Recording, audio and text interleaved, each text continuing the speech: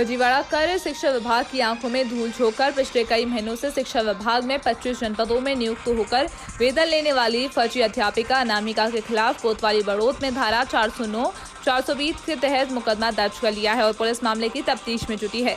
वहीं बागपत शिक्षा विभाग के अधिकारी का कहना है कि बागपत से शिक्षिका को मानदेय नहीं दिया गया था।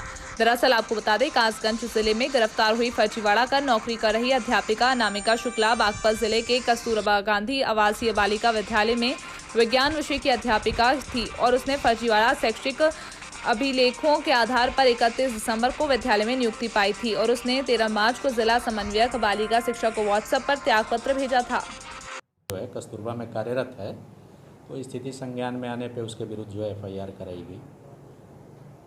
उसकी ज्वाइनिंग कब हुई थी? हाँ, हमारे जनपद में उसकी ज्वाइनिंग 31 दिसंबर को हुई है, 31 दिसंबर 2019 को। मानदेय वगैरह कुछ नहीं, हमारे यहाँ से कोई भुगतान नहीं किया गया उसको। ये प्रकरण कैसे पकड़ में आया? नहीं, प्रकरण पकड़ में नहीं आया। एक संजोग की बात है कि हमने जब उसका मानदेय भेजा तो उसका अकाउंट नंबर त्रुटिपूर्ण चला गया था। तत्क्रम में बैंक ने पैसा रिवर्ट किया, तो हमने उससे कहा कि आप अपने अकाउंट की फ़ोटोकॉपी दे दीजिए, जिससे कि हम सही अकाउंट नंबर में आपका मानदेय प्रेषित कर सकें। तो जो फ़ोटोकॉपी आई उस पर कस्तूरबा के अकाउंट को थोड़ा संदेह हुआ, चूँकि एक कस्तूरबा आर करके कोई भुगतान प्रदर्शित हो रहा था उस फोटोकॉपी में, तो ये हुआ कि उसके भुगतान को रोक दिया जाए फिलहाल।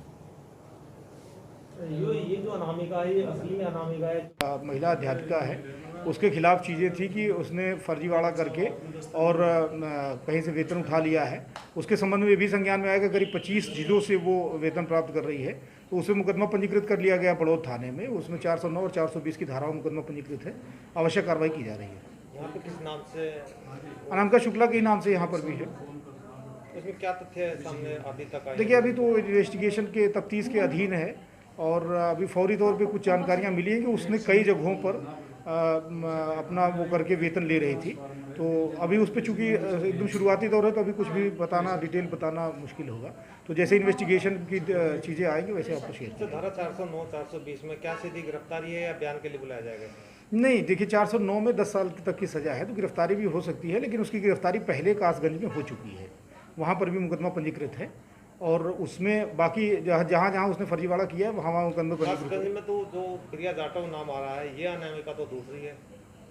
अब देखिए, इसके बारे में दूसरे जनपद का मैं डिटेल नहीं बता पाऊंगा, लेकिन मेरे यहाँ जो मुकदमा लिखा गया है अभी। लेटेस्ट न्यूज देखने के लिए प्राइम ब्रेकिंग न्यूज चैनल को सब्सक्राइब करना ना भूलें और साथ ही डेली अपडेट्स पाने के लिए बेल आइकन